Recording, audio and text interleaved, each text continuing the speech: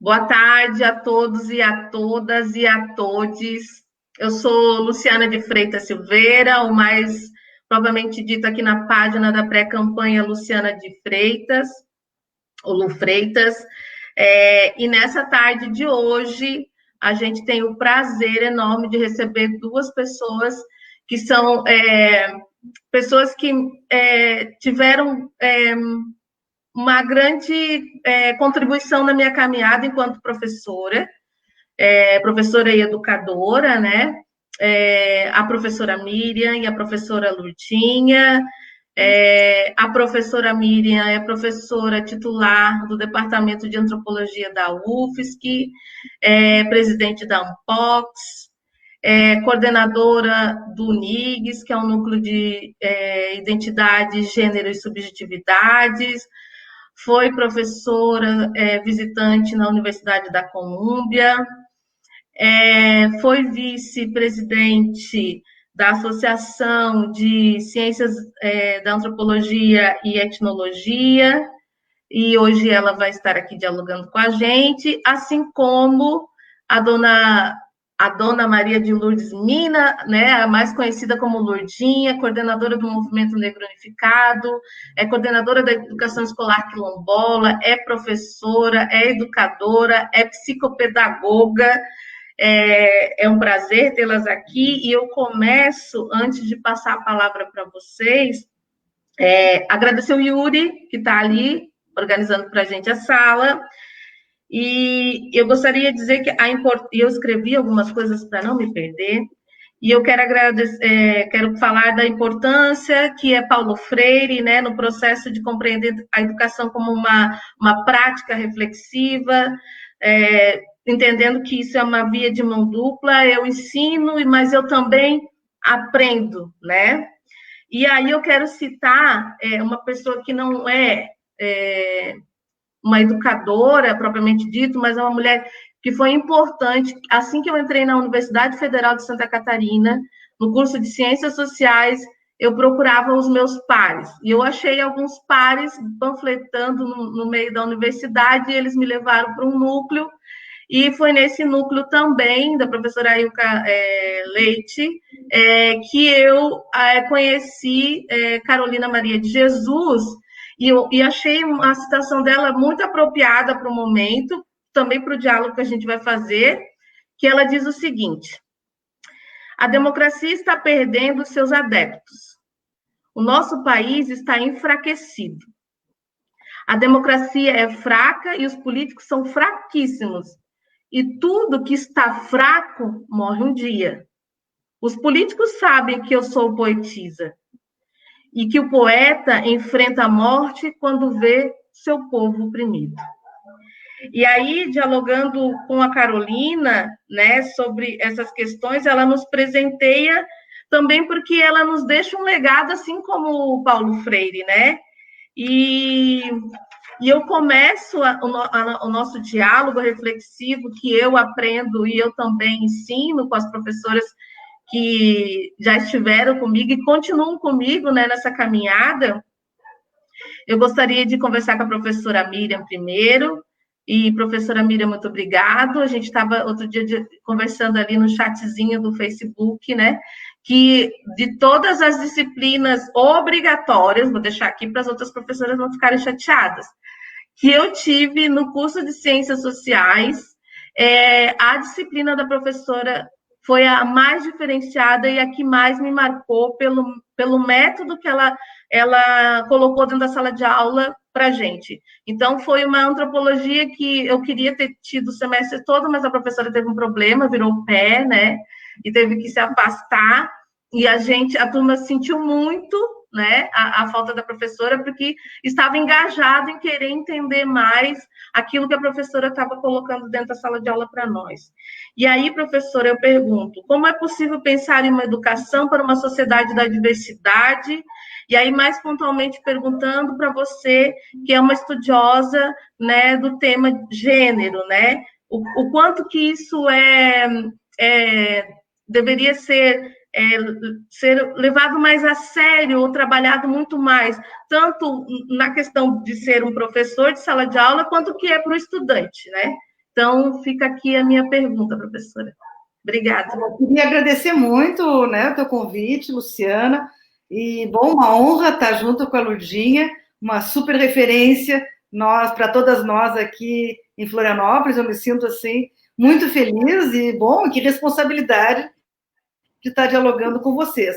Né? Eu estou muito contente de estar acompanhando a trajetória da Luciana, a Lu, que, como ela lembrou, foi minha aluna já faz algum tempo lá nas Ciências Sociais, e é maravilhoso, né? Isso eu acho que é das coisas maravilhosas que a gente tem como professora, que é de ver nossos estudantes voarem, crescerem, mudarem né? se formarem e partirem para o mundo e fazerem coisas, né, que a gente nunca fez e que a gente admira imensamente. Eu acho que, né, eu fico extremamente feliz e me sinto muito representada pela tua candidatura. Acho que te queremos lá na Câmara Municipal. Certamente tu vai fazer muita diferença, porque a tua trajetória ela vai falar de algo que eu acho que é essencial quando a gente pensa em educação libertadora, uma educação igualitária, que é a tua trajetória de mulher, mãe, trabalhadora, a forma como tu entra na universidade, como tu te coloca na universidade, todo o teu engajamento no cursinho de formação, né, de preparação de estudantes para quando tinha vestibular, quer dizer, vestibular, mais SISU, tudo que tem agora, Enem, etc. Então, assim, né, Lu, para mim, tu, já desde que eu te conheço, já fiquei muito impactada, lembro muito bem, né, logo que comecei a dar aula para a turma de vocês, que está o Yuri também, da tua liderança e da tua capacidade mesmo de articular a tua vida real, concreta, com o campo teórico. Algo que muitas vezes é muito difícil no curso de Ciências Sociais, porque é um curso muito teórico, onde se tem uma ênfase muito na teoria, e onde muitas vezes a vida real, né, que deveria ser o objeto das ciências sociais, ela fica para depois. Depois tu vai fazer uma pesquisa no teu TCC, lá no mestrado, no doutorado, mas é como se fossem, né, duas camadas. Uma camada que é a camada dos conceitos e outra camada, a camada disso, da prática. E também, nessa divisão teoria e prática, tem também muita valorização entre a teoria é mais importante do que a prática. E eu sempre te vi como essa aluna, né? Eu lembro das atividades que a gente fazia do PPCC, junto com a sociologia e com a ciência política, da tua capacidade justamente de articular, né, essas duas instâncias, de tu sempre trazer para a sala de aula as tuas experiências mesmo de vida, que te fizeram essa cientista social, agora mestrando em educação, que tu és, e isso faz uma diferença muito grande. Por isso que eu acredito muito que tu vai fazer uma diferença muito grande nesse espaço político, porque tu tens uma trajetória que é uma trajetória de uma política dos movimentos sociais, de uma política também da subjetividade, porque é algo que te engaja enquanto sujeito. Eu estou falando tudo isso porque, de alguma forma, quando tu me pergunta para falar de diversidade e de questões de gênero, eu te olho e te vejo como, digamos, um modelo ideal do que a gente gostaria que fosse, né, digamos, o resultado dos nossos ensinamentos nesse campo da diversidade, das questões de gênero. Por que isso? Quer dizer, para que servem as questões de gênero? Em qualquer nível de ensino, isso vai da pré-escola ao doutorado. Gênero é uma categoria teórica, sim, mas é uma categoria teórica que fala de homens e mulheres, que fala daquilo que a gente acha que é ser homem e do que a gente acha que é ser mulher, que a gente vai associar com corpo biológico, mas o corpo biológico é só um suporte daquilo que a gente se coloca, né, como sendo homem ou mulher. E, justamente, gênero é algo que está na vida de todo mundo e que vai estar presente em todas as etapas da formação escolar e universitária, de graduação, pós-graduação, e na vida em geral, né? De todas as pessoas, elas são atravessadas pelas questões de gênero. Por isso que, nesse momento, com todos os embates que a gente tem contra os estudos de gênero, como se os estudos de gênero, aspas, fossem ser ideológicos, aspas, fossem transformar as pessoas em algo que elas não desejam, que não são, na verdade é exatamente o contrário. Quando a gente trabalha com gênero, a gente desnaturaliza, a gente tira a máscara daquilo que é ensinado, aprendido como é assim, a vida é assim, tem homem, tem mulher, homem vai para a rua, mulher fica em casa cozinhando, etc, etc, etc. Todos esses preconceitos e papéis de gênero que a gente tem. Uma educação libertadora no campo do estudo de gênero é aquela que vai, em todas as etapas da formação, sempre apontar que não é natural que numa sala de aula, por exemplo, e esse é um esforço que a gente faz nas ciências sociais, né, na universidade, de que não é natural que quando se dá a palavra, que muitas vezes as alunas, mulheres, ficam mais quietas e os homens, rapazes, falam mais. Eu, enquanto educadora, quando estou numa situação dessas, e cada vez menos, felizmente, né, a gente vê que as mulheres estão na luta e estão tomando a palavra, mas o meu papel enquanto educadora, numa situação de sala de aula, banal, quem quer falar? Ah, levanta a mão. E muitas vezes é isso, nesse levantar a mão, são menos mulheres e mais homens que falam. Qual é meu papel enquanto educadora? É dizer, não, nós temos que fazer circular a palavra. Todas as pessoas que estão nessa sala de aula são cidadãs dessa sala de aula. E todas elas têm que compartilhar do seu conhecimento. E eu acho que isso, né, quando falava da questão, eu acho que não tem educação libertadora em todos os campos, mas quando o campo do estudo de gênero ele é fundamental, porque toda a educação ela se faz em relação. Quando a gente estuda gênero, a gente aprende que só tem homem porque tem mulher, digamos, nessa oposição e nessa relação, tá? E, portanto, uma sala de aula, ela só faz sentido se ela for tomada, por isso que a tua turma, eu lembro, né? Quero super bem, felizmente continuo me encontrando, dialogando e fazendo coisas juntos com várias pessoas que foram da tua turma, porque eu acho que nós conseguimos produzir ali, mesmo que eu tenha quebrado o pé, depois eu voltei no final da aula, fiquei em contato, eu lembro não tinha essa coisa de ensino à distância, mas eu lembro de ficar pelo Skype, da minha cama, de pé quebrado, uma vez falando com vocês numa aula, eu me lembro até de uma cena assim, em algum momento, mas o que eu acho que aquela turma conseguiu realizar, e isso é um projeto coletivo, é que o aprendizado, que a educação, é sempre coletiva. Todo ensino que a gente aprende, e isso é realmente o que nós temos que transformar na educação para ela ser libertadora, porque todo o nosso ensino ele é para os melhores. Né? Nós vamos formar os melhores, o aluno nota 10. E quem é o aluno nota 10? O aluno nota 10, muitas vezes, é um aluno que não precisa nem do colégio para ser 10, porque ele já tem de tantos estímulos na sua família, que, em geral, estímulos dados também pela condição de classe, que muitas vezes tem a ver também com as questões de cor, tá? E também com uma série de outros elementos, e que, por sua vez, são estudantes que eu brinco que nem precisam de ir para a universidade ou para a escola e tal, porque já tem todo o estímulo. E a nossa obrigação, enquanto professoras e educadoras, em todos os níveis, eu falo no nível que eu trabalho mais, que é no nível da universidade, é justamente mostrar que todos os alunos têm algo a contribuir, não só aquele que, aspas, acha que sabe mais, mas que a educação tradicional, ela está sempre valorizando um tipo de conhecimento, né, que o Paulo Freire nos ensinou, o conhecimento bancário, né, aquilo que tu vai fazendo aquele teu monte de conhecimento.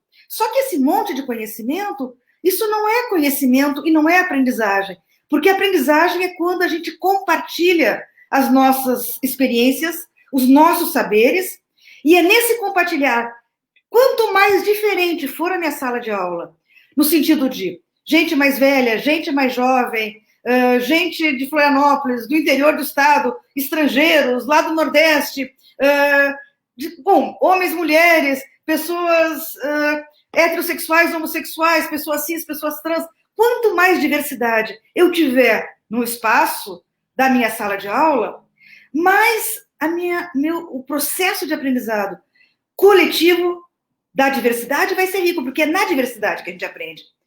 a gente não aprende, né? Como é que é o processo de aprender? E aí, né, penso muito no todo o trabalho pós-construtivista, Esther Grossi, que é minha mãe, uma educadora, que a gente só aprende quando a gente faz pergunta.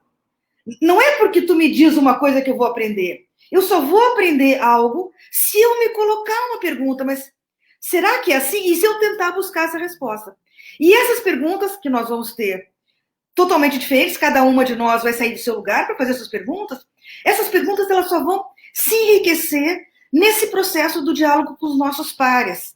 Né? Ela sempre fala muito disso, de que o Piaget diz que a gente diz que é algo que assim que é um golpe narcísico, né, para as professoras que nós somos, que é que muitas vezes os estudantes aprendem mais com os colegas, com seus pares, do que com a professora. Mas como a professora não sabe mais, claro, a professora tem uma função fundamental de conduzir esse processo de aprendizagem. Mas por que o estudante, às vezes, aprende mais com os pares? E por isso que o trabalho em grupo, na minha experiência didática, ela é obrigatória. Por quê? Porque eu vou ter mais coragem de perguntar uma coisa que eu não sei para alguém que eu acho que não sabe que nem eu, do que, a professora, se eu perguntar, ela vai achar que não sabe e vai me dar uma nota ruim.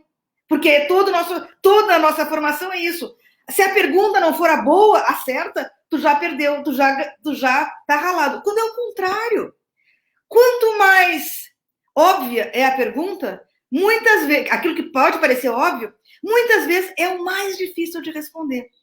Tá? Porque a pergunta, é esse conjunto de perguntas que a gente vai encontrar na sala de aula, e quanto mais diversa for a sala de aula, mais diversificadas vão ser as perguntas. Por isso, então, né, quero escutar a Ludinha, por isso que eu acho que uma educação libertadora para o gênero, mas para todos os campos, ela é uma educação que tem que levar em consideração justamente que o aprendizado nunca se faz individualmente, ele sempre se faz em relação, ele sempre se faz em grupo. E outra coisa, a gente tende a pensar que conflito, tensão, briga, isso é muito ruim, não pode ter.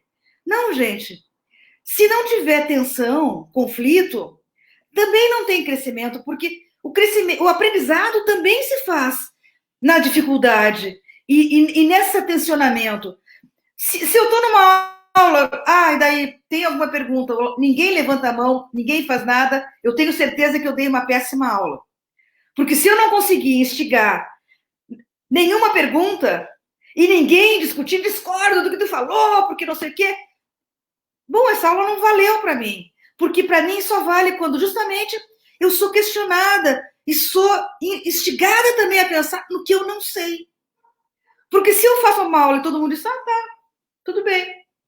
É porque a minha aula não foi eficaz nisso que eu entendo como processo pedagógico de provocação do não saber.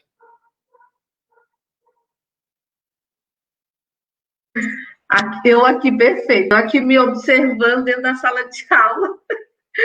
Porque, assim, né, a gente só se percebe dando a aula, né? Então, assim, eu óbvio, comecei a pensar enquanto educadora dentro do pré-vestibular popular, e é claro, essa ânsia de você passar no vestibular, você não faz muitas perguntas, você quer só escutar, achando que você vai acumular tudo aquilo para si, vai chegar na hora da prova e pronto, despejar tudo ali.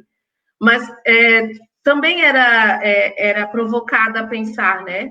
Mas é na educação quilombola que para mim, foi o grande desafio, né? Primeiro porque começa ali uma trajetória de caminhada de professora do Estado, né? De professora CT, no caso, né? Que ainda sou. E aí a gente tem as várias demandas e os vários corpos, e assim, teve momentos de muita tensão, de estudante que não conseguia ficar sentado na sala de aula. E não é porque não sabia, ou a gente chamou de estudante burro. Não, para ele aquilo já estava ultrapassado, que a gente estava falando. Não, estava muito chato. E aí isso que você traz, né, professora, de fazer as perguntas, ou o estudante ficar incomodado, é fazer também com que o professor diga assim, olha, você precisa melhorar aí a sua metodologia, vai estudar direito aí.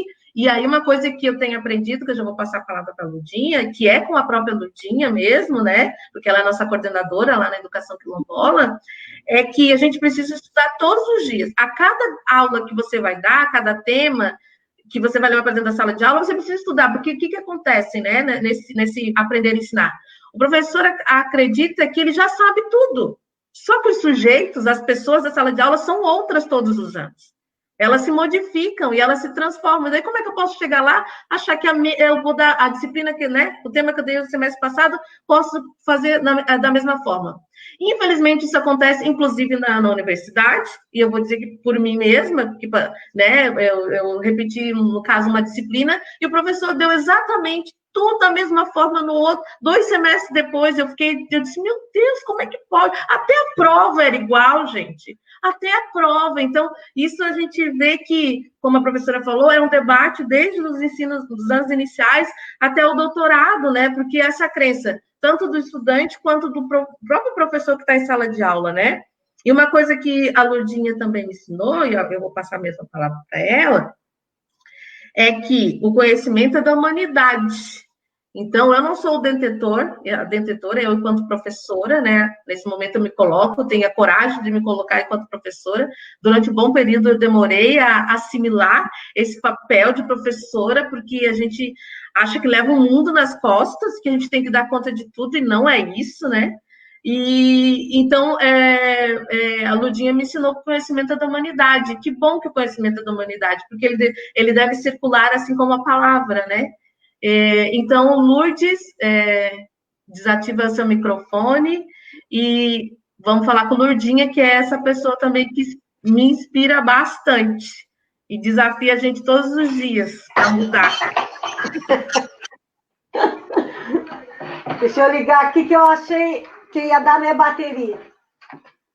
Então, queria cumprimentar, né, Miriam, Luciana, dizer que é um prazer imenso estar aqui, principalmente, né, dividir essa live com a Miriam Gross, né, por toda a identificação em alguns aspectos da educação, né, que eu acho que eu e você, Miriam, nos identificamos em algumas questões, né. A gente vem quebrando, né, quebrando esses paradigmas da educação tradicional há muito tempo, né? E a gente vem no diálogo mesmo, várias vezes participei de encontros e debates com a sua mãe, né, com a Esther Gross. Depois tive o prazer também de estar com você em alguns momentos. Eu acredito muito, muito na Luciana, enquanto a nossa possibilidade de discutir essa educação que é a educação do município de Florianópolis, até porque ela está nesse processo, né, da educação quilombola, e a educação quilombola exige que o professor construa esse outro olhar. Ele, para ficar na educação quilombola, ele não pode ir para a educação quilombola e continuar com o olhar, né, da educação tradicional. E tem sido, né, uma luta diária, fazer com que os professores, principalmente os professores, e aí, né, tem um contrassenso nisso que eu vou dizer, mas principalmente os professores que são acadêmicos, ou que estão porque a academia faz isso, né, com os professores, né?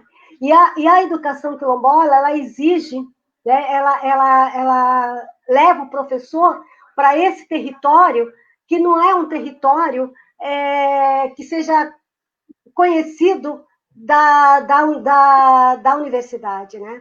Então, eu acredito muito, nós temos uma educação, e aí, assim, fui educadora por muitos anos no município de Florianópolis, né? Inclusive, me aposentei pela Prefeitura de Educação de Florianópolis. Então, eu acredito muito nessa possibilidade, né, de a Luciana ir para lá e abrir espaço para que a gente possa discutir isso, né? Dentro do parâmetro, né, do que está posto aí, dessa educação tradicional, a educação de Florianópolis é uma educação que, inclusive, ganha mérito a nível nacional, né? Mas se a gente pensar justamente nessa diversidade que é a população de Florianópolis, aí vou me deter mais na questão da população de Florianópolis, se a gente se deter, né, na diversidade que é a população, a gente percebe-se que a educação, apesar de ser considerada de excelência, ela não atinge essa diversidade. Ela não consegue sair do padrão eurocêntrico. Por mais que eu tenha construído, junto com Dorothy, com vários educadores, né, a proposta da educação municipal de Florianópolis, foi sempre um enfrentamento muito grande, né? Porque a educação, as propostas de educação, tanto do Estado quanto dos municípios, elas estão centradas nos autores eurocêntricos, né? E aí, nós não podemos pensar na educação sem pensar que nós temos uma grande parcela de população negra e os oprimidos. Então, quando a gente faz, né, a luta, e aí, assim, a luta étnico-racial, ela tem como é que eu vou dizer? Ela tem isso de abrir, né, de trazer os outros oprimidos para junto nos direitos conquistados. Se você pensar desde da Constituição de 88, e depois todos os direitos, que a questão das cotas e tal, ela vai trazendo junto os direitos de todos os oprimidos, todos os povos oprimidos, né? As cotas raciais trouxeram as cotas sociais. E quando trouxe... porque eles não... A sociedade racista, estruturalmente racista, ela não abre um direito única e exclusivamente para a população negra. Porque sempre vem uma pergunta, e os pobres? E os indígenas? Né? E, na realidade, todos esses têm realmente direitos. São os povos oprimidos da sociedade. E nós temos que quebrar essa questão de classe. E nós do MNU, sempre lutamos justamente em todas as lutas maiores, né, para poder romper com essa divisão de classe que coloca nós trabalhadores, né, e filhos de trabalhadores nessa exclusão tão grande, nessa sociedade de opressão tão violenta. Então, o MNU, desde o seu congresso, né, acho que foi no 4º congresso, ele vem discutindo a educação voltada para os interesses dos povos negros, do povo negro e de todos os oprimidos. Então, ele traz junto todos os oprimidos. E aí a gente discute a questão da educação que atinge essa diversidade imensa, maravilhosa que tem no Brasil e que o Brasil não reconhece, né? Então, a partir... E a luta do movimento negro, né, aí, de todas as entidades do movimento negro, para garantir essa educação, que seja uma educação voltada, e aí, da maneira como a Miriam estava falando, voltada para fazer com que as pessoas estejam na escola, mas com toda a sua cultura e com toda a sua história, né? Hoje, eu defendo que não tem que existir uma proposta uma proposta curricular de educação. Por quê? Porque nós temos uma diversidade muito grande, nós temos que ter diretrizes. E essas diretrizes vão apontar para essa diversidade, né? E aí nós temos que ir construindo essa educação a partir desses sujeitos diversos, como você falou, porque nós somos plural, né? E aí nós temos que, nós educadores, a escola tem que ir construindo, né, a proposta, né, o projeto político-pedagógico, seja lá como a gente vai dizer, eu digo que é uma proposta de educação voltada para os povos, ou para aqueles sujeitos que ali estão, que tem uma diversidade cultural muito grande, né? E aí, então, pensamos que a educação ela tem que extrapolar os muros da escola. E aí, extrapolar os muros da escola não significa que nós não temos que trazer todo o processo, todo o conhecimento construído para os povos, né, para os nossos estudantes oprimidos, para os estudantes negros, indígenas. Temos esse conhecimento, conforme a Luciana colocou, esse conhecimento não é um conhecimento meu, não é da Miriam, não é de Gadotti, não é de Ilka Leite. Esse conhecimento é um conhecimento da humanidade. Ninguém parte do nada, né? Ninguém cria algo do hoje, do agora aqui. Eu tenho esse conhecimento porque a humanidade foi construindo esse documento da educação, do conhecimento da educação, e eu fui me apropriando dele e reelaborando. É essa a nossa função. Se nós não conseguimos fazer com que aquele conhecimento que eu passe para o meu estudante, que o meu estudante reelabore esse conhecimento a partir da realidade, então realmente, Miriam, aí a gente não conseguiu. Nós fracassamos enquanto daquela aula. Lembro muito bem, e sempre falo disso, né, que eu estava dando aula numa proposta de educação, né, que vem lá da época do Lula. O Lula criou o projeto de Saberes da Terra. E aí depois a Dilma deu uma outra versão e chamou do Pró-Jovem. E eu dando aula para uma turma de Pró-Jovem, né, que nós trabalhamos na perspectiva da agricultura urbana. E aí fui fazer a gente sempre faz a nossa avaliação, ela é um seminário com os estudantes. Os estudantes, então, a gente apresenta todas as atividades, né, todos os temas que a gente deu, e o estudante tem que dizer para nós o que é que ele aprendeu e o que não aprendeu. E aí, um determinado tema que eu achei que estava muito bem aprendido, eles disseram, não, isso a gente não aprendeu. Não, Luzinha, você falou muito pouco sobre isso. Não, nós não aprendemos. E eu saí muito frustrada. Me perguntando, mas eu achei...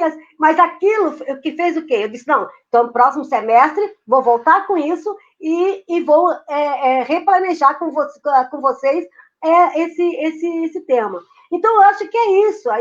Isso eu aprendi, né? E venho reelaborando esses conhecimentos com todos esses... Olha as pessoas que estão aí nos vendo, que estão conosco, né? Que vem construindo, eu vim reelaborando, eu reelaborei esses conhecimentos. As teorias de aprendizagem, né? De vez em quando eu ainda tenho que buscar aquelas teorias de aprendizagem, né?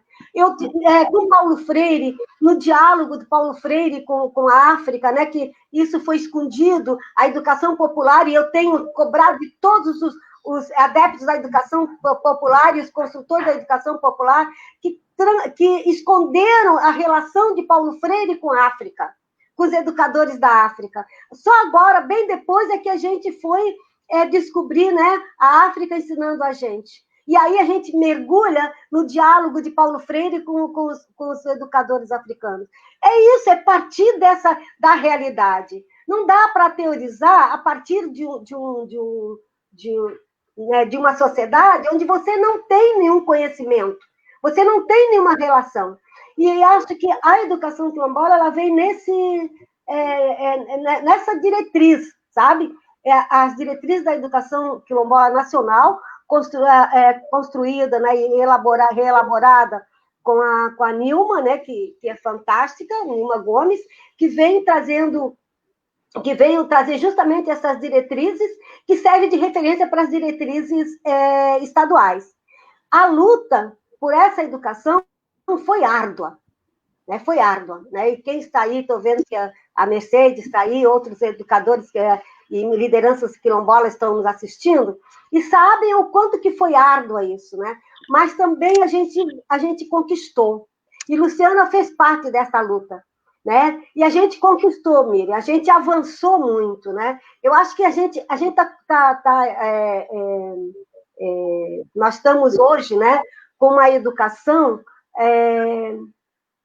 que a gente quase ainda não temos colocado, discutido, e não temos ainda dado a verdadeira ênfase e a verdadeira publicidade que essa educação merece, porque ela vai servir de referência, tá?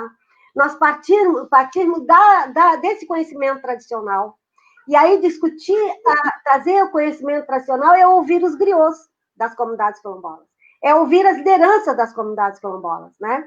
É ouvir o seu Afonsinho, tá? Nos ensinar como é que ele tirava, como é que ele aprendeu com o pai dele a tirar o fogo da pedra.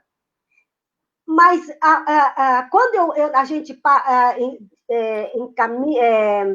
parte desse conhecimento, nós temos que saber que, a partir disso, nós podemos discutir física, nós podemos ensinar física, nós podemos ensinar a química, nós podemos ensinar a biologia. Então, todo conhecimento está ali. Então, eu sempre digo, conhecimento, né, ele é uma totalidade. Nós temos que sair das caixinhas. Então, nossa educação não é uma educação de disciplinas, porque nós saímos das caixinhas. Ainda estamos nas áreas de conhecimento, né? Avançamos para as áreas de conhecimento, mas nós vamos avançar mais, no meu entendimento e na concepção, olhando, e durante esses 15 anos, né, vivendo, convivendo, construindo e lutando junto com as comunidades quilombolas, mas me reforça a certeza que a educação e que o conhecimento é uma totalidade. Então, nós temos que sair das caixinhas, porque quando eu saio das caixinhas, eu ensino para essa pluralidade. Eu ensino para os estudantes e para essa sociedade que é plural. As caixinhas nos dizem que eu tenho que ensinar o que é homem, o que é mulher, né? Eu tenho que ensinar os conceitos de magro, de gordo, e a gente tem que sair disso e pensar, né? Então, isso nos limita. Se a gente quer uma educação libertadora, uma educação das relações, como Miriam falou, nós temos que sair dessas caixinhas. E a gente avançou, com muito custo, mas as nossas diretrizes, nós não no que nos orienta, a equipe é formada pelas 4 áreas de conhecimento, né? Nós tínhamos 3 áreas de conhecimento, que era a linguagem, ciências humanas, ciência da natureza e matemática juntos, né? E aí construímos uma outra que é fantástica, que é a saberes e fazeres. Saberes e fazeres é justamente isso, sabe? É trazer esse saber, esse fazer que é tradicional, mas que ele está nas teorias da academia. Se você pegar esses saberes das comunidades, das lideranças, dos griots, você vê que esse saber está lá, só que ele vai para lá e ele não dialoga com quem lhe deu esse saber, né? Não é, Miriam? A academia se apropria desse conhecimento e ele não dialoga. Então, ele não consegue fazer essa transformação na educação. Por quê? Porque esse conhecimento, a academia se apropria desse conhecimento dos griots, das lideranças e das comunidades, vai para a universidade e ela não volta para debater com a sociedade. Quando ela volta como um saber acadêmico. Então, são essas questões que nós temos que romper. E a educação do município de Florianópolis já está centrada nisso, exatamente aí, né? É uma educação de excelência, porque os prédios da educação atendem aos requisitos, né, de qualidade, né? Nem todos, mas pelo menos a grande maioria, mas ela não discute a questão da diversidade desses estudantes que estão desde da educação infantil até o ensino fundamental, séries finais, né? Nós precisamos discutir isso. Nós precisamos discutir, por exemplo, que a educação de jovens e adultos, né, do EJA, tem muitas questões ali que nós precisamos discutir, e é onde estão a grande maioria dos nossos estudantes negros. É no EJA. Nós temos um percentual muito pequeno de negros no ensino regular da prefeitura, mas temos um percentual imenso nos EJAs. Nós temos que discutir os EJAs. Nós temos que discutir no EJA, né, que seja atrelado junto com uma perspectiva que dê para esse estudante uma perspectiva de trabalho, né? E aí não estou falando no mundo do trabalho, no mundo do trabalho formal, né? Porque para lá ele só vai enquanto trabalho, trabalho de segunda categoria ou terceira categoria, né? Eu estou falando da empregabilidade, da possibilidade essa grande possibilidade que o etnodesenvolvimento possibilita para o nosso povo. Trabalhar, discutir isso e dar possibilidade de construir uma proposta de educação profissional, né? Mas essa educação profissional, não nessa perspectiva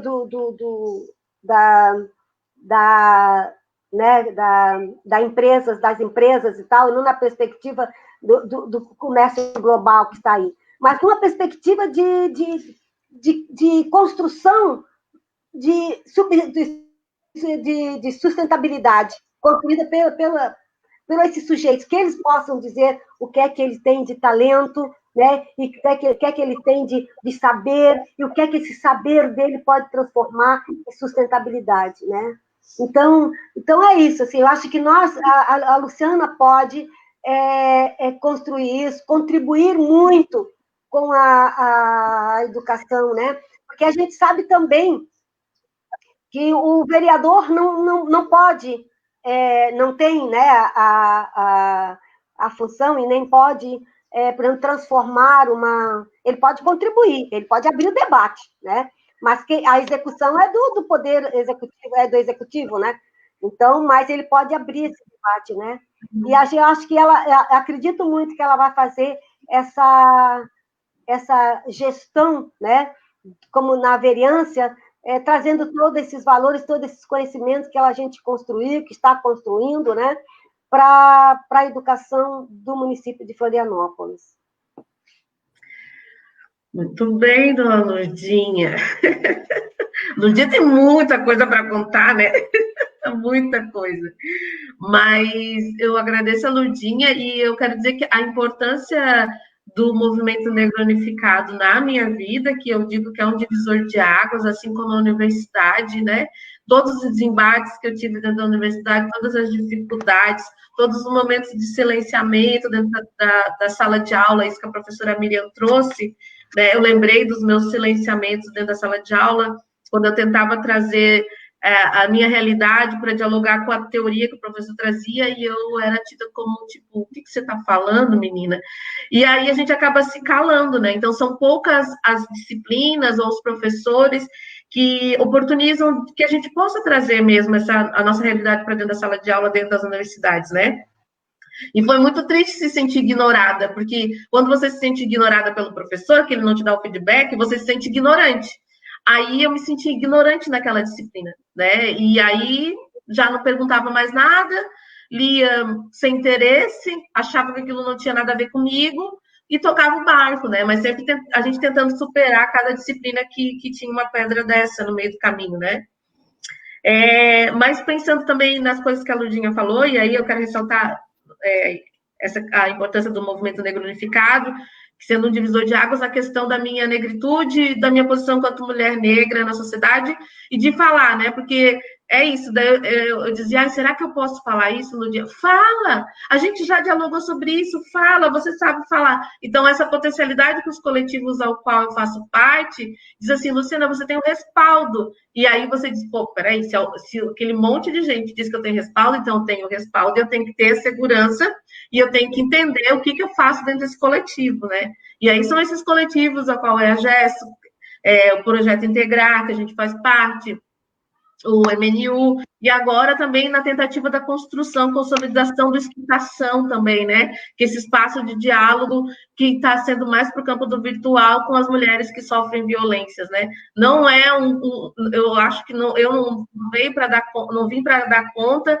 mas vim para fazer um elo com por exemplo, com as colegas psicólogas e psicanalistas que estão lá. Isso é legal. Em algum momento ele vai surtir efeitos, e ele já tem o fruto, que é, por exemplo, a Roberta, que está aqui na live, que ela se coloca enquanto de escutação, que ela tem várias ideias, e que as ideias estão germinando, uma hora elas nascem e vêm com muita força, né? Então, isso é bem importante. Mas, para a gente ir para o segundo bloco, que indo já para os finalmente também, eu tentei acompanhar uma reunião aberta da Câmara de Vereadores, onde eles falavam sobre o início das aulas, como que se daria, como que seriam as questões acerca do início das aulas. O secretário de Educação, eu acho que ele foi muito... ele foi bom nas suas defesas, porque tinha vereador que achava que tinha que abrir, as escolas privadas estão perdendo, parará, pensando, aí alguém retrucou, né, porque esse vereador estava pensando na lógica da educação bancária, por ali ele já levou, né, uma na cabeça. Mas, assim, o que me chamou a atenção na fala do secretário do município, né, que ele é um professor, mas ele não é alguém da linha da educação, mas ele é um professor universitário. E aí, o que ele diz? Ele traz a preocupação do retorno e diz que a prefeitura, em 2 dias logo após o fechamento, né, dos espaços, a prefeitura já tinha lá uma plataforma, né, para que os professores pudessem começar os seus trabalhos. E aí ele elogiou o trabalho dos professores que trabalham duro, né? Ele falou do trabalho, mas eu senti um pouco de romantização na fala do secretário, quando ele fala do trabalho dos professores via plataforma, que a plataforma estava funcionando, e olha como a gente deu conta, né? E os professores, bem mané, né? Tipo, nossos manezinhos, e os professores estavam dando um banho, ele disse. Mas, ao mesmo tempo, né, eu percebi essa romantização e eu acho bem preocupante, né, bem preocupante. Ontem, uma colega de mestrado disse, Lu, eu acho que eu vou desistir do mestrado e eu sinto por ter pego a vaga, ela disse assim, ter pego a vaga de alguém. Ela é professora de 2 escolas e ela tem 2 filhos, o marido também é professor e ela disse que não tem dado conta e que ela vai desistir. Eu disse, não, calma, conversa com a secretaria, conversa com a professora, com a orientadora, né, vê se dá para esticar o prazo, mas não desiste. E, ao mesmo tempo, a gente é atacada, né, e atacado pelo presidente que acha, né, que o professor não quer fazer nada, que o professor não quer dar aula. Eu estou dizendo, eu me afastei faz pouco tempo, mas nós, na educação quilombola, a gente tem 20 horas. Nesse momento de pandemia, que a gente teve toda uma organização interna para voltar, mesmo com as aulas remotas, que a gente não concorda que isso vai efetivamente dar conta, né? E o presidente ataca, nós trabalhamos muito mais, porque as nossas reuniões duram 4, 5 horas, fora que a Maria de Lourdes, que é a coordenadora, fica recebendo todas as nossas dúvidas quantas atividades que a gente tem que produzir, botar no tal professor online, e o professor online funciona de um jeito, e não se coloca do jeito, se coloca de outro, e tem que colocar porque você tem que dizer que você está trabalhando, né? E o professor não tem computador, não tem internet, não tem celular, e muito menos o estudante, né? Então, pensar nesse momento pandêmico também é pensar que tipo de educação a gente vai conseguir avançar. E nós, professoras, eu vou começar daí pela Lourdinha, daí a Lourdinha já vai finalizando. Diante de tudo isso, esse ano é um ano perdido ou não é um ano perdido? O secretário disse que não é um ano perdido. Outros vereadores acham que a gente perdeu um ano. E o que você diz, Lourdinha, para nós? Então, primeiro dizer, eu queria não perder a oportunidade, tá, de dizer que a educação, ela se dá nessas relações que Miriam falou, né? Deixa eu procurar aqui a minha... Então, a educação como ato de aprender e ensinar, de saber para fazer, para ser e para conviver, faz parte da vida, ocorre no dia a dia. Nesse sentido, a educação transcende a escola, né? Onde o ensino fundamental se realiza é sujeito de uma pedagogia com métodos e regras, né? Onde o diálogo, a fala da comunidade, do estudante, não acontece. Então, o que eu penso e acredito e defendo que esse ano não foi perdido, porque ao fechamento das escolas garantiram vidas. Então, ele não foi perdido. Perder um ano, tá? Perder um ano, ou deixar de estudar um ano, tá?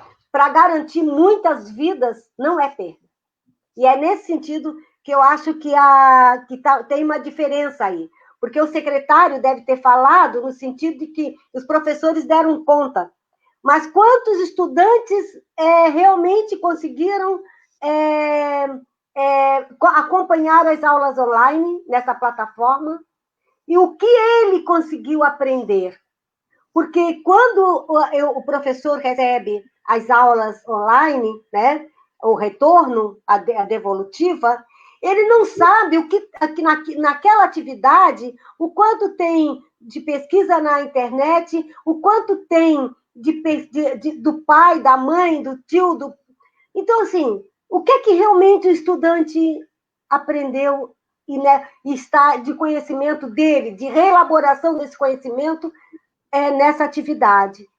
Nós não sabemos, porque cada família se organizou de uma forma para dar conta, porque a questão era dar conta da devolutiva da atividade. Não era de olhar para aquela criança e saber o que aquela criança aprendeu, né?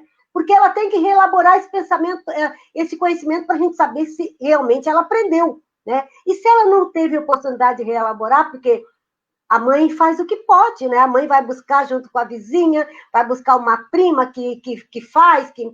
Então, e aí o que nós pensamos do ano perdido não é a mesma coisa, né, do que o secretário pensa, tá?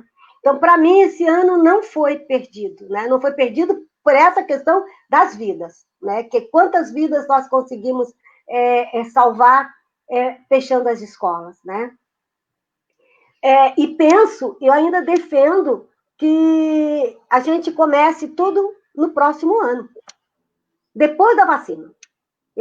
Por quê? Porque é papel é a responsabilidade do poder público de garantir a vida dos estudantes e de suas famílias. Então, não tem como a gente começar as aulas agora, né? A reabertura das aulas, porque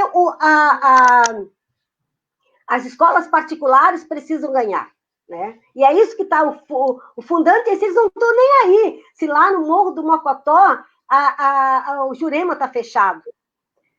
Não é essa a questão. Não interessa se o Instituto, se o Jurema, não é.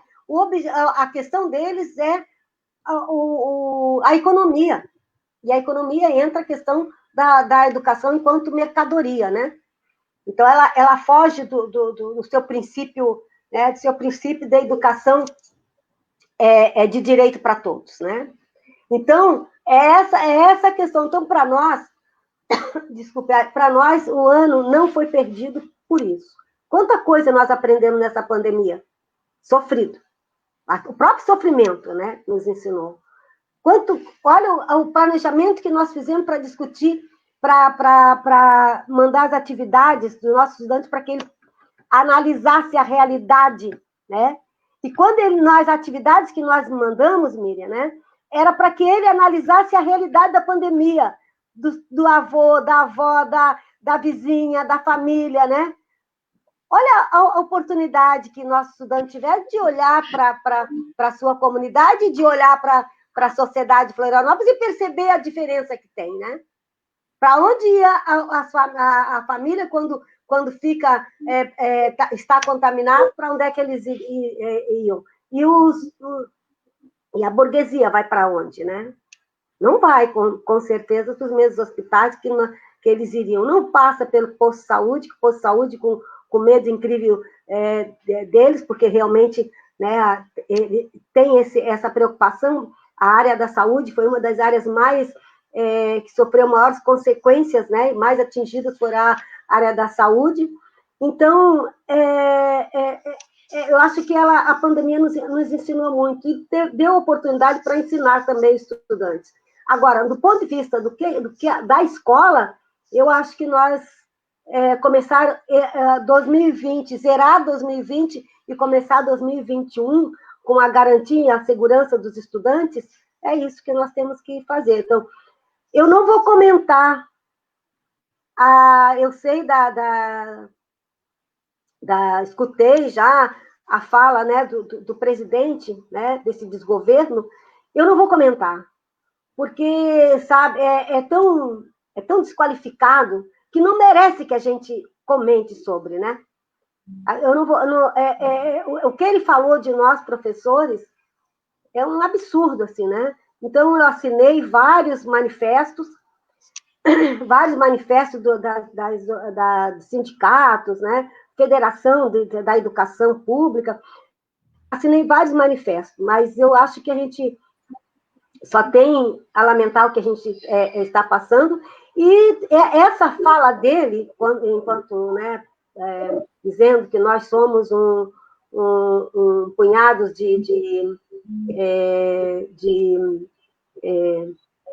agora até esqueci a palavra, né? Mas dizendo que nós somos esquerdistas, né? Assim, ó, que bom que ele disse isso, porque isso vai nos fortalecer para a luta, e a luta vem logo em seguida. Deixa passar esse 2020, que ele vai ver quem são os esquerdistas preguiçosos, né? Vamos ver, tá? Eu acho que essas coisas que ele vai dizendo só vai mostrando quem ele é, né? E vai nos dando força e impulsionando para a luta. É isso aí, Ludinha. A gente só vai para trás para impulsionar. Com você, professora Miriam. Olha, tem tantas coisas que a Lu falou, que a Ludinha falaram, que eu gostaria tanto de comentar e dialogar, né? Só dizendo assim, ainda antes da pandemia, né, Lu, uma coisa que dissesse, eu fiz uma disciplina, o professor repetiu tudo igual. É uma coisa assim que eu nem consigo me imaginar repetindo os mesmos textos, porque senão fica uma chatice para a gente enquanto professor, porque como é bom, li um texto, vou colocar no programa, e depois também o contrário, muitas vezes assim, naquela turma eu fiz, dei tal texto, foi ótimo, deu uma discussão. No outro semestre, dá o mesmo texto. Os alunos detestam, não discutem e tal, ou seja, porque realmente a gente tem que estar sempre atenta à realidade daquele grupo, o que é significante que vai tocar naquele grupo, né? Mas, bom, voltando a essa questão, eu concordo totalmente com a Ludinha, não foi um ano perdido. E, claro, eu não posso falar sobre a situação do ensino básico, né, das escolas públicas, eu posso falar da minha situação, né, na universidade, pensar um pouco como é que a gente tem vivido isso na universidade. Evidentemente, eu acho que assim, só para pensar um pouco ainda em relação às crianças e à escola privada, pública, etc., eu acho que tem uma dimensão que a gente não pode esquecer, que é a dimensão de que o fato da gente ter ficado em casa e transformar a casa num espaço múltiplo, que antes eram espaços separados. Em casa, né, vivia minha vida pessoal, familiar, estudava e tal. Aula eu ia dar no espaço público, universidade, no espaço aberto, né, etc, etc.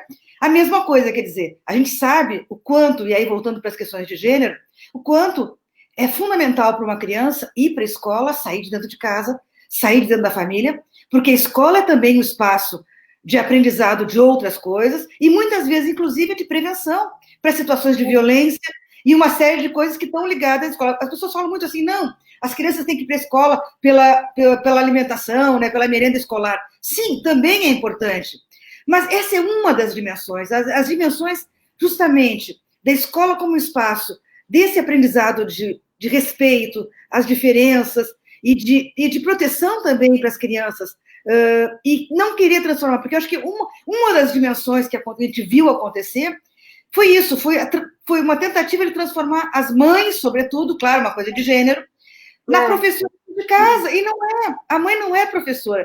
Então, assim, eu acho que uma coisa legal, né, que a gente tem visto até memes e tal, quanto que as pessoas se deram conta do nosso valor, né, porque realmente o que a gente faz, né, com crianças e jovens, é um trabalho imenso nisso, não um trabalho de cuidar das pessoas, tirar de dentro de casa, mas justamente de produzir conhecimento, de levar crianças, jovens e adultos para outros patamares de processos de aprendizado. Então, eu concordo contigo. Eu acho que não foi um ano perdido, não no sentido de conteúdo, porque eu acho que aí que também, isso que foi a coisa que mais me incomodou, tem me incomodado, mas que mais me incomodou em todo o debate que a gente viveu dentro da UFSC e nas universidades e tal, sobre, digamos, vamos ou não vamos para o ensino remoto, voltamos ou não voltamos para as aulas e tal. Foi um longo debate, muitas discussões, mas o que mais me incomodou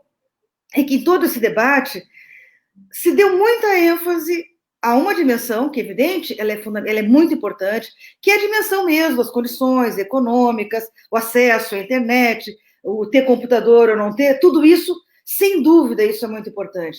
Mas eu acho que se desperdiçou um momento único de pensar o que é o aprendizado. Isso que eu conversava no início, quer dizer. E eu estou vendo agora, da minha experiência, né? Estou na terceira, deu 3 semanas, né? Agora estou indo para a 4ª semana, estamos indo, e estou dando aula na graduação e na pós. E são 2 situações, parecidas e diferentes. Mas eu tenho percebido essa experiência, claro, eu só vou poder avaliar efetivamente nisso, de como esse processo levou ao aprendizado, e que conceitos, e que informações, e que processos essas turmas vão ter aprendido. Ainda é cedo de eu poder avaliar definitivamente, mas o que eu tenho percebido nessas 3 primeiras semanas, primeiro, as aulas que antes eram de 4 horas, uma tarde inteira, nós reduzimos para 2 horas, metade do tempo. Mas aí não vou aprender, porque precisa de ficar 4 horas escutando o professor. Não é verdade. Nessas 2 horas, eu tenho percebido de que tem sido aulas extremamente ricas, e a gente põe vídeo, e a gente põe PowerPoint, e os alunos discutem no chat, fazem perguntas, e a gente responde. E são 2 horas super intensas. Isso, pelo menos, me diz assim, quer dizer, eu acho que o tempo, né? A gente tinha essa coisa, tem que estar. Junto com esse tempo, era essa dimensão de que é o professor, a professora que vai me ensinar, vai passar conteúdo. Quando, efetivamente, nesse sistema que a gente está agora, as alunas, os alunos, eles têm que intervir no fórum, eles têm que ler os textos e dialogar e debater. E essa intervenção é aquilo que eu dizia, quer dizer, é se colocar, e ao se colocar é quando tu vai perceber o que tu sabe, o que tu não sabe, que vai testar tuas hipóteses de conhecimento, né? E aí eu, na posição de professora, posso também dialogar com os alunos de uma forma, no escrito, que de alguma forma também é mais perene e mais duradouro. Então, acho que isso é uma das coisas que eu tenho visto que me parece interessante, tá? De que isso acontece. Outro lado, por exemplo, nas aulas da pós, onde, em princípio, eu até falaria mais tempo e colocaria, é muito legal, porque no Zoom, aquela tela, né, cheia de quadradinhos, todo mundo olhando, na última aula que eu dei, eu percebi claramente um momento em que o que eu estava dizendo não fazia mais sentido para as pessoas. Porque eu percebia as pessoas olhando para cima, sabe assim, por isso que a gente fez um acordo que todo mundo ficaria de câmera aberta, porque essa interlocução era importante. E isso foi muito interessante, porque digamos, a tecnologia está me permitindo algo que eu já percebo em sala de aula, mas que agora ela é mais radical. Ou seja, tem um momento que a minha fala não interessa, não atinge mais, por quê? Porque também tem uma dimensão dos conceitos que a gente consegue, novos que a gente consegue aprender em cada aula. E na pós, como né, a gente pensa, tem que aprender mais, então tem que fazer mais conceitos e mais coisas, eu percebi, né, nessas primeiras aulas, e estou agora aprendendo com isso, me policiando, No início fazia assim, 10 slides. Eu já percebi, 3 slides já é muito. Porque aqueles 3 slides eu tenho muita coisa a dizer, e as perguntas que os alunos fazem me fazem ainda dizer ou pensar outras coisas que não estavam no slide. E, portanto, nós temos que sair dessa noção de que ensinar é conteúdo. Quando a gente fala assim, o ano foi perdido, se perdeu o conteúdo. Não, mas o quê? Não é o conteúdo, são os processos. E é isso que tu, né, e voltando ao que tu falava, que eu queria muito também, né, reagir, Lurdinha, dos saberes griots, quilombolas, né, do agricultor que sabe plantar mandioca e fazer farinha, etc. A gente tende a pensar que isso não é um saber, porque isso é uma prática, né, plantar, etc, e fazer. Mas, para plantar, para fazer farinha, existem metodologias que são aprendidas, em geral, nessas situações, digamos, iletradas, onde é a transmissão oral, são aprendidas de geração para geração. E esse aprendizado não é só um aprendizado faz assim e assim. Esse aprendizado do faz assim e assado, ele também é permeado pelas experimentações que todos nós fazemos desses aprendizados. Eu sempre brinco, né? Por exemplo, da minha geração, quando era pequena, eu acho que talvez Lurdinha, que é mais jovem do que eu, mas talvez tenha passado por isso, a gente ia para a praia, não tinha bronzeado, não tinha protetor solar. E a minha geração toda passou por aquelas insolações de ficar sem roupa, nem lençol não podia pôr na cama, ventilador, a mãe passando, não é caladril, se ela tinha uma coisa meio cor-de-rosa que passava. E assim, não tem criança dos anos 60 que não tenha se torrado e depois, né, toda a pele saía e tal. Então, essa é uma experiência concreta, porque a gente escutou 1000 vezes, não vai no sol, não vai no sol, não vai no sol, mas a gente foi e a gente viveu na pele. Portanto, então isso que eu quero dizer assim, esse é o processo de aprendizado. As pessoas te dizem coisas, tu escuta, mas muitas coisas a gente tem que viver no corpo, né, no aprendizado concreto, e aonde a gente, então, transforma aquilo que nos disseram. Olha, se ficar muito tempo no sol, tem insolação e fica doente. Mas isso é algo abstrato, é um conceito abstrato. Ele só se torna efetivamente um conceito operatório, ou seja, eu passo a entender esse conceito com a sua dimensão de que o sol é perigoso se eu ficar demais, quando eu passo pela experiência de me queimar totalmente no sol. Então, assim, só para voltar, o que isso tem a ver com pandemia e o ano perdido, etc. Nesse ano, a gente aprendeu tanta coisa, né, gente? Quanta gente que nem sabia cozinhar, não é meu caso, felizmente, sempre adorei cozinhar, mas tanta gente que diz, não sabia cozinhar, agora estou aprendendo. Quantas coisas que a gente não sabia fazer, ou que a gente tinha feito lá uma vez, que a gente voltou a fazer e aprendeu o valor dessas coisas. Então, portanto, eu não acho que seja um ano perdido, eu acho que, do ponto de vista daquela educação tradicional, conteudista, claro, essa educação está perdida, porque essa educação ela é nisso, com aulas acumuladas. Mas no que eu entendo como aprendizagem e processo pedagógico, que é a possibilidade de vivenciar novas experiências e de aprender com erros e acertos, porque todas nós sabemos, a gente só aprende quando a gente erra, né, gente? Quando está tudo certinho, aí um dia que a gente erra, meu Deus, não podia ter feito isso. Então, a gente tem que errar para aprender.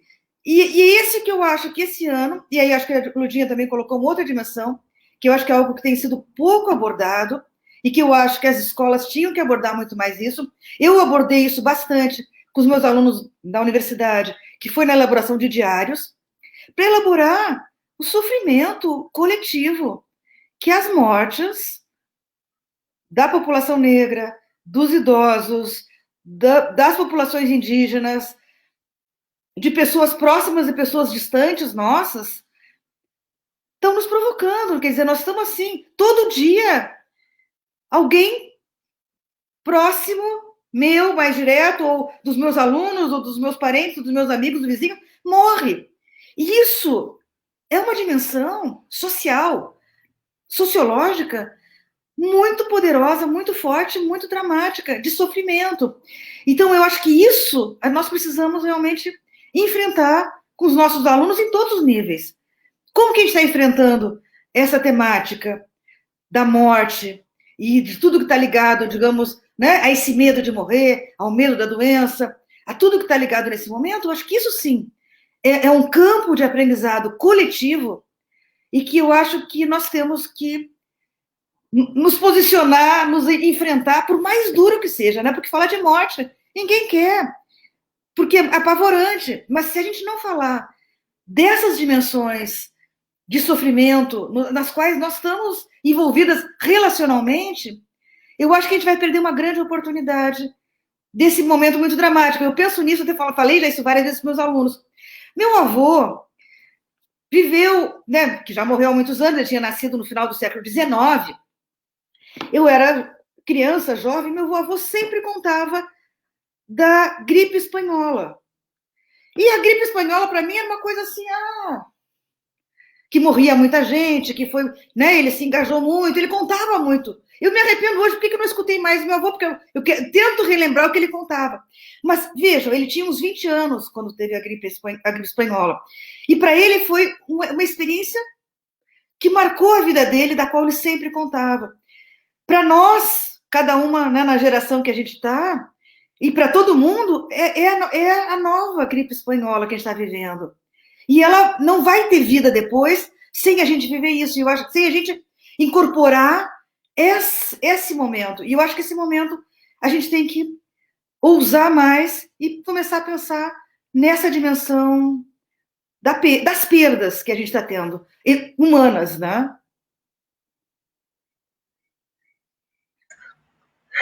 Perfeito. Perfeito. A gente já está com 1h11 de live.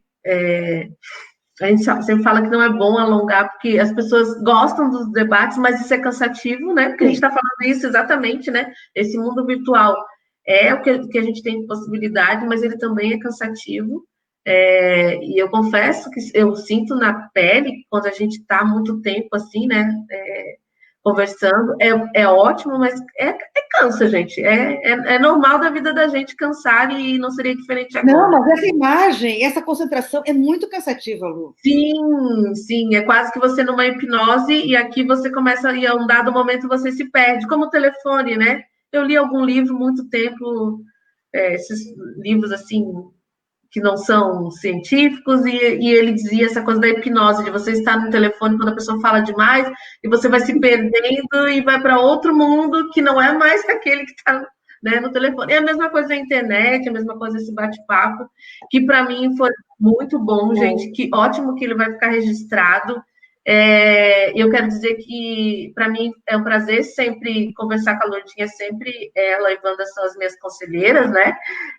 Lourdinha, mais no campo da educação, eu sempre busco a Lourdinha para todas as questões educacionais, sempre buscava, dizia, Lourdinha, aconteceu uma coisa lá na sala de aula, né? E assim, o que eu falo, né? Como é que eu me coloco?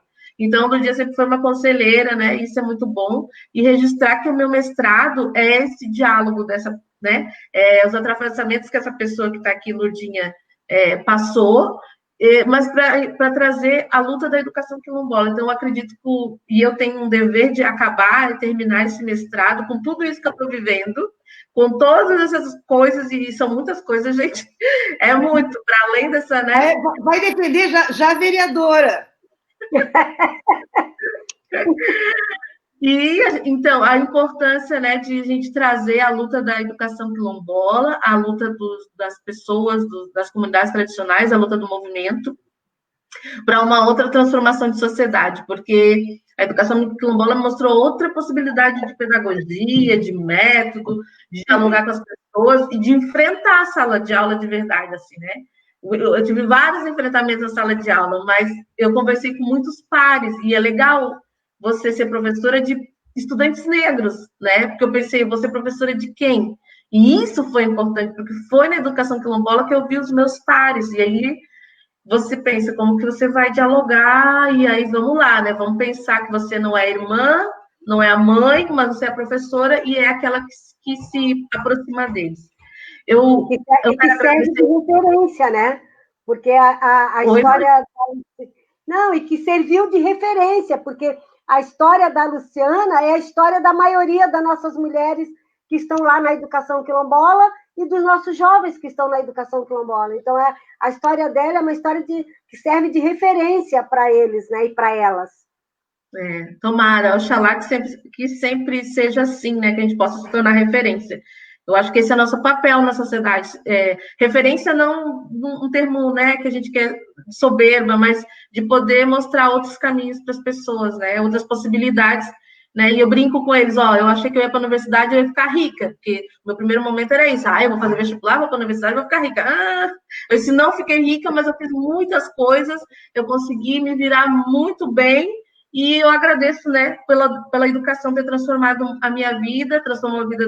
A minha irmã está na universidade, meu filhinho está na universidade, meu marido voltou a estudar, e isso é muito bom, isso é muito gratificante. Aí eu quero agradecer aqui as pessoas que estão aqui, o Cleiser, o Freiriano Ferrenho, nosso companheiro de luta do Integrar, a vizinha aqui, a Cláudia, a Cida, a Sede, que são as quilombolas do Morro do Fortunato, a Roberta, nossa estudante querida, né? Ela é quase a coordenadora da educação quilombola lá, a Roberta. A Gabi, do Integrar, o Xerri, que está escutando a gente, a Maria, a Jéssica, que é da aldeia, da comunidade da aldeia, a minha irmã, a Grace, que é da Gesto, a Karine, que foi nossa professora na educação quilombola, a Wanda, nossa companheira, a Adriane Canã, outra companheira querida da gente. Gente, eu só tenho a agradecer às professoras Ludinha, a professora Miriam, por ter colocado à disposição. Eu sei que elas têm muitas coisas para fazer, mas, assim, vocês só somaram a nossa possibilidade de luta nessa pré-campanha, nessa possibilidade de vereança, né? A gente acredita muito e aposta que o 2020 é um ano de transformação. E se ele é um ano de transformação, nós precisamos mudar os sujeitos que estão dentro da Câmara de Vereadores. Eles são uniformes, né? Eles são homens, e eles são brancos, e eles não dialogam com a nossa periferia, eles não dialogam com as nossas mulheres, eles não dialogam com nossos territórios. E a gente precisa forçar a porta, né? Meter o pé na porta e trazer outros sujeitos e outras sujeitas para dentro do parlamento, para dentro da política, seja ela partidária, e aí seja ela dentro dos movimentos, não importa, a gente precisa mudar isso. Eu agradeço e tenham todos e todas e todes uma boa tarde. Então. Tchau.